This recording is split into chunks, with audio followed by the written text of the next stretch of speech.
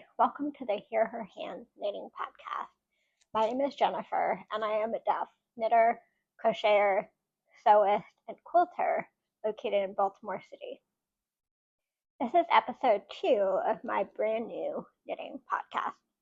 And here I'm going to talk about cozy knitting products, projects, and crafts, and the means and tools and ways I use to do these sorts of things with my chronic illness and energy limitings.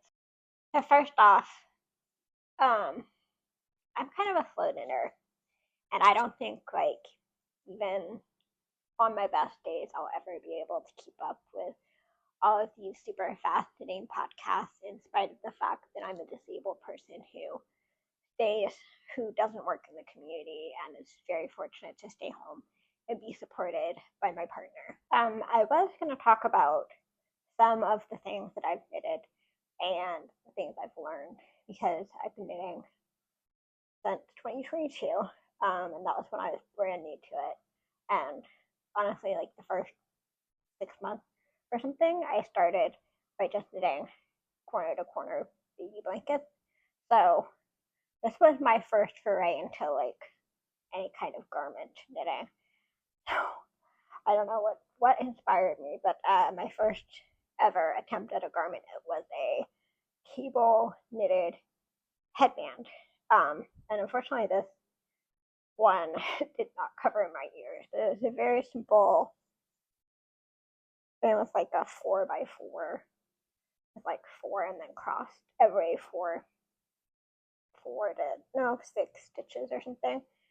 So I don't even remember. I think I learned this off a YouTube tutorial before I documented what I was using, documented my knitting needle size, any of that, or even when I started it. So this was my first attempt. This one did not cover my ears, so I'm probably going to put it in in our local little free pantry, so one of the neighbors' kids can grab it and cover their ears for their morning walk to school and things like that. Then I tried again, same pattern-ish. I added a section of 4 garter stitch band on either side of the cable, in addition to the garter stitch So this is wider. This does cover my ears. This is in not Lion Brand. It's in Red Heart Super Saver in the color cranberry, maybe. This is really old yarn. I have had this probably since 2012, since I've always crocheted. I've been crocheting since 11. So this is something from my stash from when I bought some yarn, so that I had something to do with my hands when we were doing a long road trip. But yeah, it's nice. It does cover my ears. It's warm. It's not something I'm personally like and want to wear, so I will probably also put this in the free little pantry to give away. But this is a much better, it's even just, second try. My theming's better. There's definitely some not awesome parts, but this is so much better than the first one, and it's bigger, right? So I have no finished objects this time, unless you count the front panel on my Stubblefield sweater. So I'll count that as a finished piece. But because this sweater is knitted in pieces and then steamed, so that's sort of finished. That piece is finished. I'll show you that. To start off, this is the front panel of my Stubblefield sweater, which is a very boxy, oversized, sort of slouchy knit sweater that has what's called a broken rib panel on either side of the front, and then the middle panel is just stockinette, and then it has a 1x1 knit rib on the bottom, and that's the same on the back piece. All of this is the same. The back is very much like nearly a copy of this. So I'm working on the back now. So I started knitting the Stubblefield sweater on August 10th, and this is a test knit for Yarn Over Everything. And that I then, like 4 or 5 days later, started another test knit. So this one kind of got put on the back burner, and I kind of was switching back and forth, but I'm finding that knitting something like this is brand Coboo in the color Admiral, which is a cotton and it's a cotton blend. I think it's cotton linen, maybe. But it's really, like, it will be nice to wear. I really like it, but it does hurt my arms after a little while. I can knit it for a decent amount of time, but I have to be careful. So I have 4 balls of the Coboo so far. I've used almost 2. I'll show you on my next piece. So this is the other piece. This is the back panel. And I started this last week, I think. This is all I have left of the second ball. But, you know, we're doing pretty well considering. Last night I realized that this wouldn't do very soon. So I started focusing, and just last night I knitted this much. That's like 2 inches maybe 3, I'm not sure. I did not bring my measuring tape with me. But yeah, so like I can do a decent amount if I focus on it, but focusing on it, like I went from being very much a monogamous knitter to like all of a sudden having 4 whips on the go. So this one, Coboo, has been on my needles since August 10th, which is 42 days. And it's kind of been on pause, so I am trying to focus on it again because it's due at the beginning of October at some point. Okay, so next is my Beachside Mock Cable Cardigan test knit for Knit by Lillian, which is an all-over mock cable and lace knit cardigan with a V-neck and sort of a boxy fit, not super oversized. I'll talk about that in a minute.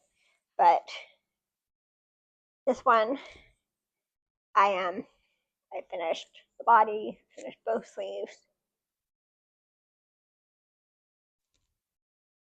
I am nearly done with this sleeve.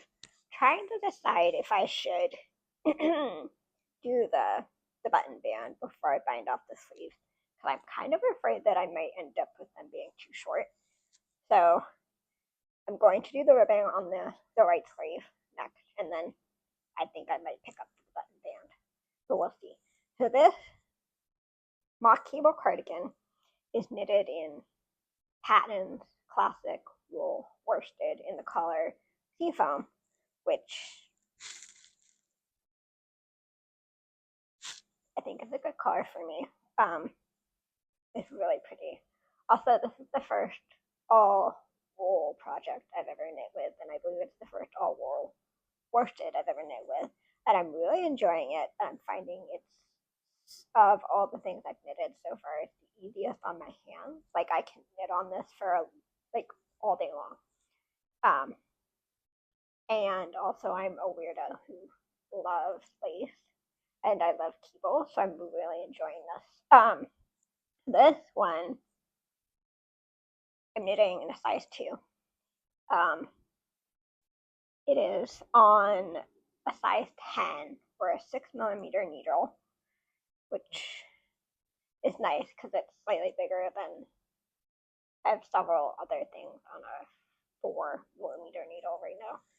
So that's nice. And I started knitting it on August 14th, which means it's been on the needles for 38 days. And I think I have 2 more balls of this, so I think we'll be good.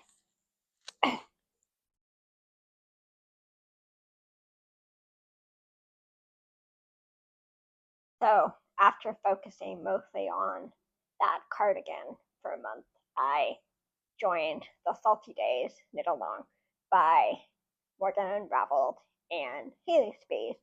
And the Salty Days sweater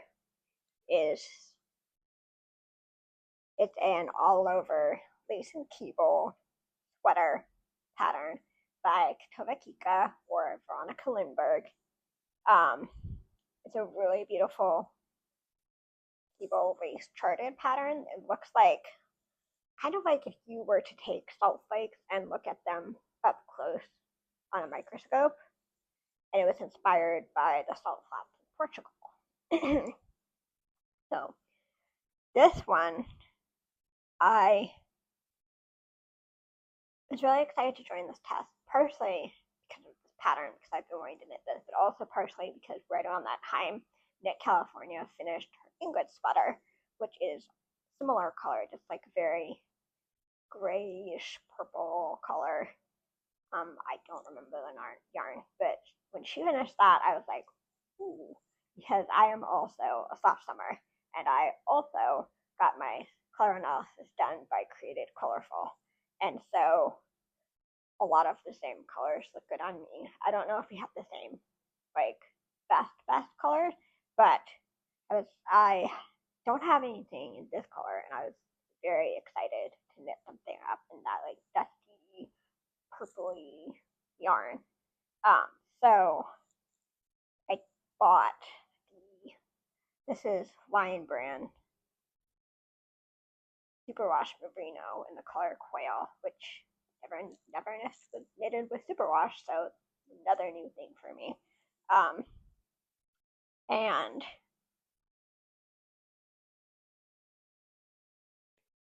so the Salty Days Knit Along started on September 1st. It goes from September 1st to November 30th. And everybody cast on September 1st, but I was still waiting for my yarn to come in, so I very impatiently watched some people finish their whole project while I was still waiting for my yarn. And I cast this on September 6th, which was the day I got my yarn. And that means it's been on my needles for 15 days total. However, I definitely can't knit this in 1 day straight. So I'm having to be really careful with this pattern because just for hand health issues, but also because of my chronic illness and disability. Like I have joint pain already. So this one seems to be exacerbating that more, which means I have to take a very pieced approach to knitting, which kind of is very similar to what Retro Claude has talked about before, but instead of time, like hours or minutes of knitting, I do my piecing based on like sections of the pattern pretty much. So like, for example, for piecing, like the first thing I did was I knitted the back panel. And then the next day I knitted the lace section on the bottom of the back panel. And then the next day I picked up and knitted the whole of the piece that goes over the left shoulder. And I found that was a little too much. So the next day I knitted just the increases section for the piece that goes over the right section, the right shoulder. And then that evening, like multiple hours later, I knitted the decreases, and then that evening I knitted the increases, and then the next morning I knitted the part where you like cast on to connect the two front pieces, that sort of thing. That's just kind of how I've had to do it. I've had to do it like section up the pattern into much smaller parts and knit those much smaller parts in like less time, and then break up my knitting for this over much longer periods. And I don't know if it's the superwash, if it's the pattern, if it's the like 2x1 webbing. I don't know. Something of this is like really irritating my wrists, so I have to be careful with it. But it's really pretty. I'm so excited to be knitting on this one, and I feel like I can finish it by the end of November, but I'm going to have to be a little bit more logical about how many other test knits I take on, because we're not done with those. Oh yeah, so with the Lion brand, that yarn was $6 a ball because it was on like a super sale. I think they might have discontinued it. I have 6 balls of that, and considering I'm still on my first ball, I think we'll be fine, but we'll see. Okay, so my next project, another one, is a home good project. This I've cast on very recently. When did I start this? Oh, I don't know. I think maybe I cast this on September 10th, but this is being knit in stash yarn. So this is when I had bought a lot of the Lion brand feels like butter yarn because I find it really soft and like I enjoy knitting with it. It's a I think it's a chainette. And I'm knitting this in yellow and royal blue. Anyway, this pattern is the tweed. Yes, it's the Tweed Tea Cozy by Maya Perez, and it is a flory pattern on Ravelry. And then the Feels Like Butter is about $6, $6.50-ish, something a ball. But both of these were already in my stash because I bought like a pack of 6 of these. Because I really enjoy knitting baby knits, gift knits, and things in this yellow. And I bought one of these because I used it for the I used it to make a alpine. No, it's not alpine. I don't know. It was one of those. It was like a Norwegian rose headband. So that's what that was for. Anyway, this one I'm knitting for a friend. I have a really pretty glass teapot that I think they will enjoy, and so I have already done a lot of knitting going to make this a bigger pattern. I really hope it's gonna fit, but I'm knitting it much larger. I think the pattern is initially for like a 2 or a 4-cup teapot. Anyway, so there's this. This is September 10th, so I've been on my needles for like 10 or 15 days, I don't know. So finally, the next last thing on my cast on list that needs to be done sooner than later is another test knit, which is why I said I need to be more logical about test knits. It is a test knit for Mishi Fajnist or Michelle Zazada. I don't know. So I'm going to be knitting under the ivy beanie, and I think I can do that. I think it'll be fine.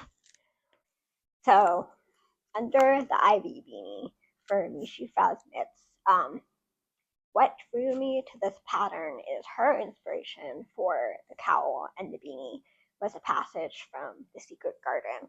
And to tell you a little bit about me growing up as a disabled kid, The Secret Garden was one of my favorite books for a while there, just because as a disabled kid, especially in my first like mainstream school, I was very much bullied and left out and a loner, and so this book kind of was like the fantasy for me of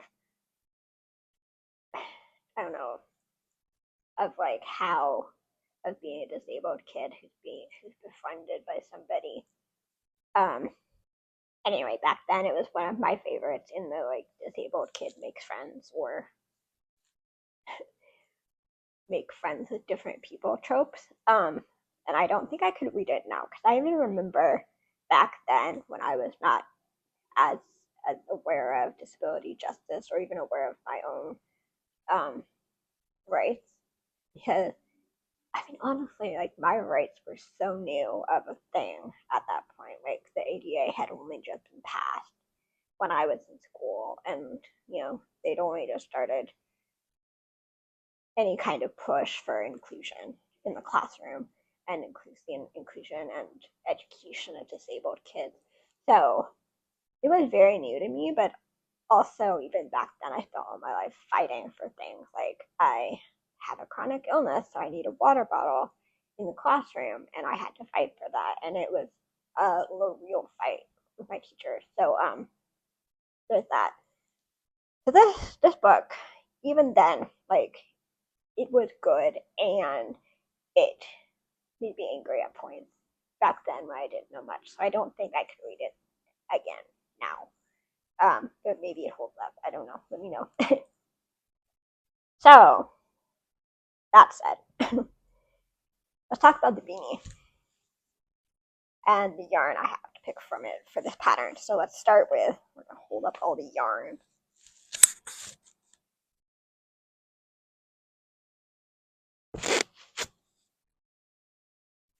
What do you think? Okay, so there are multiple directions I can go with this. And ironically, it all came up at the same time. So this is a colorwork beanie, and I am debating on. So first, I have new West Yorkshire Spinners Bo Peep Luxury Baby, which is a wool and nylon blend. I have the color Robot. This is gonna be my background color. And then I was planning on either holding this one with colors this. Oh no, where's the color? It does not say. Oh, to cover it up. I think this might be carnation. I'm not sure, but this pink color, which is 08-210-1061. I know this one was being discontinued, so this was one possibility. And then the other possibility was I really liked Nishi Faznit's example with the spin cycle, but I just cannot. I really want to like see spin cycle in person before I pick a color, so I can't justify just randomly buying spin cycle. So since this was on sale, I got Starburst, which is 1071, as another option to hold with the gray, or to knit with the gray for the flowers part of it.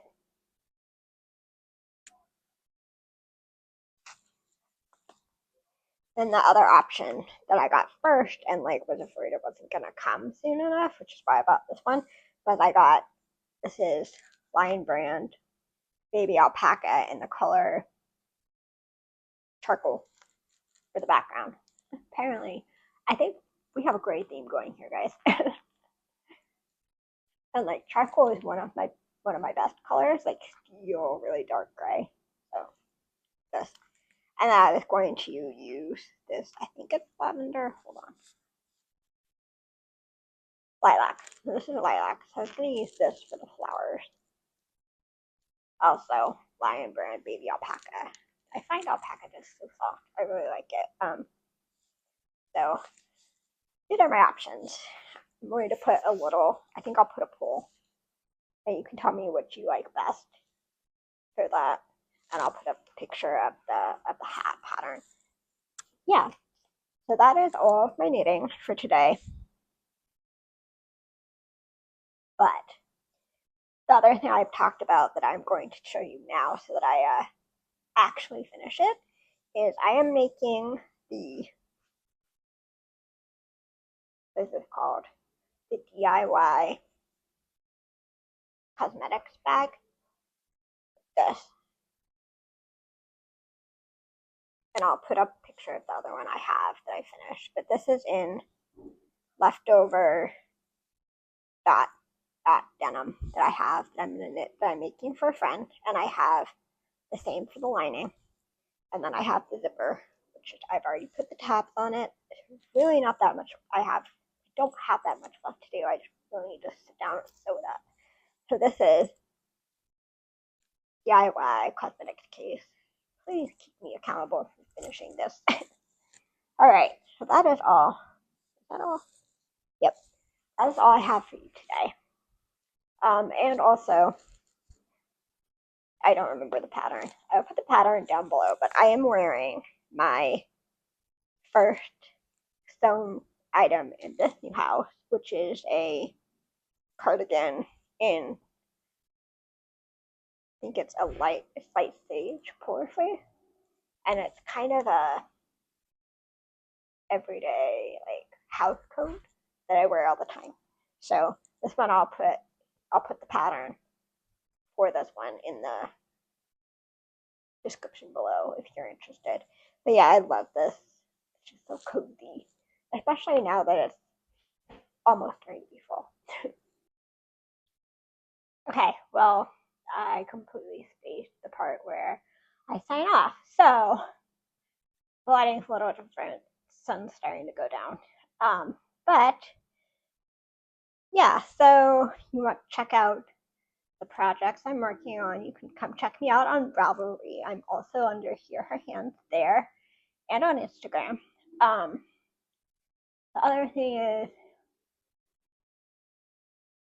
anyway, so one thing I'd love for you to do is if you can comment for me and tell me which of the 3 color combinations you would choose to knit the under the ivy beanie, either the sunburst and charcoal, or the pink, which I think is carnation and charcoal, or the lilac and charcoal, because apparently I'm knitting charcoal right now. I'd love to hear from you which one of those you would pick and why. And then, anyway, we're building something here and all the pieces matter, so I would love it if you would join me and become part of my knitting community, because I am on my own in my little house here in Baltimore City. Like, there are definitely yarn stores local to me, but because I'm disabled and I don't drive, I don't get to go to them. So I would adore to build a knitting community with you and learn from you and learn with you and hear all about the things you're making and what you're doing. So until next time, I'm Jennifer. You can find me on Instagram and Ravelry, both under HearHerHands. And hopefully I'll see you again soon for another podcast going over what I'm knitting, what I'm crocheting, maybe what I'm quilting, and please keep me accountable that I'm actually going to finish that DIY cosmetics case that I'm working on. Thank you, and I'll see you later.